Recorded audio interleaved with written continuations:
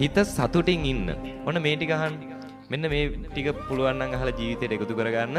අදින් පස්සේ දුක් වෙන්න තැන් අඩු වෙනවා ජීවිතේ. හොඳද? සතුටින්ම ඉන්න පුළුවන්, නිදහසේම ඉන්න පුළුවන්.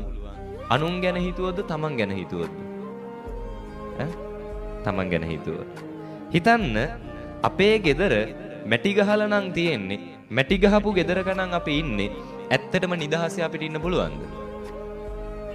අමාරුයි නේ ඉන්න වාරයක් පාසා රැයක් ගානේ කියන්නේ අපේ ගෙදර තාම මැටි ගහලා අපිට තමයි මේකත් හදාගන්න බැරි උනේ. මැටි ගියක් තිබ්බොත් නිදහසේ නිින්ද යනවද? නැහැ. ප්‍රශ්නේ තියෙන්නේ අපේ ගෙදරද අල්ලපු ගෙදරද? ප්‍රශ්නේ තියෙන්නේ ප්‍රශ්නේ තියෙන්නේ අපේ ගෙදරද අල්ලපු ගෙදරද? මීට අවුරුදු 30 40කට කලින් ගොඩාක් ගෙවල් කොහොමද තිබ්බේ? මැටි ගහලා. ඒ කාලේ නිදහසේ නිින්ද ගියේ නැද්ද? නිින්ද ගියා. ඒ කාලේ ගෙවල් වල නිදහසේ හිටියද නැද්ද? හිටියා. ඇයි ඒ? මැටි ගහලා තියෙන්නේ අපේ ගෙදර විතරක් නෙවෙයි. අල්ලපු ගෙදරත් මැටි ගහලා නිසා. අද අපේ ගෙදර මැටි ගහලා තිබ්බොත් ඇයි නිදහසේ නිින්ද යන්නේ නැත්තේ? අල්ලපු ගෙදර සිමින්ති ගහලා තියෙන නිසානේ. අල්ලපු ගෙදර කොන්ක්‍රීට් ගහලා තියෙන නිසා, සිමින්ති ගහලා හදලා තියෙන නිසා තමයි අපිට අපේ මැටි ගෙදර ප්‍රශ්නයක් වුණොත් වෙන්නේ. පොල් සම්බලුයි බතුයි කාලා හරි සතුටින් ඉන්න පුළුවන්ද බැරිද? පුළුවන්. බැරි වෙන්න හේතුව අපේ ගෙදර කෑම එකද අල්ලපු ගෙදර කෑම එකද? අල්ලපු ගෙදර කෑම එකනේ. හරි. මතක තියාගන්න අපි යන වාහනේ තමන්ගේ ගෙදර වාහනේ ෆුඩ් බයිසිකලයක් වුණත් නේ මෝටර් සයිකලයක් වුණත් හරි සතුටින් නිදහසේ ගෙදර අය එක්ක යන්න පුළුවන්.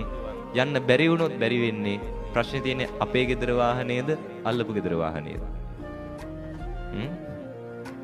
අල්ලපු ගෙදර වාහනේ. මතක තියාගන්න සතුටින් ඉන්නවා නම් Tamanට තියෙන ටික මේ ඇතිද නැද්ද? ඇති. මන්දක මේ ළඟදී වීල් එක ගහලා තියෙනවා පිටිපස්සේ මෙන්න මෙහෙම. මේ මට මම වෙන්න මේ හොඳටම ඇති. මට ඌ වෙන්න තව ටිකක් මදි. හරිද? ඒක ඇත්තද නැද්ද? ඇත්ත. මේ ටික අපිට Tamanට Taman වෙන්න මොනවද මදි?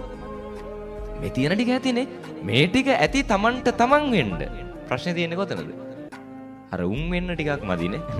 ඒ ටික හොයන්න ගිහිල්ලා තමයි අපි මේක අසරණ වෙන්නේ. ඒ ටික හොයන්න ගිහිල්ලා තමයි අපි දුක් විඳින්නේ. හැම දෙයකම එහෙමනේ. ගෙදර වුණත් වේවා, කන කෑමක වුණත් වේවා, අඳින ඇඳුම වුණත් වේවා, Tamanගේ පෙනුම වුණත් වේවා, හැම දෙයකම ඇයි අපි විඳවන්නේ? Taman නිසා නෙවෙයි, අනුන් නිසා. අද ඉඳන් සතුටින් ඉන්න පුළුවන් මේක තේරුම් ගත්තොත් නේ. මං කියන්නේ මේක තේරුම් අරගෙන හෙට ඉඳන් මැටි ගෙදර හොඳයි කියලා ජීවිත කාලේ මැටි ගෙදර ඉන්න නෙවෙයි හොඳද? හරිද?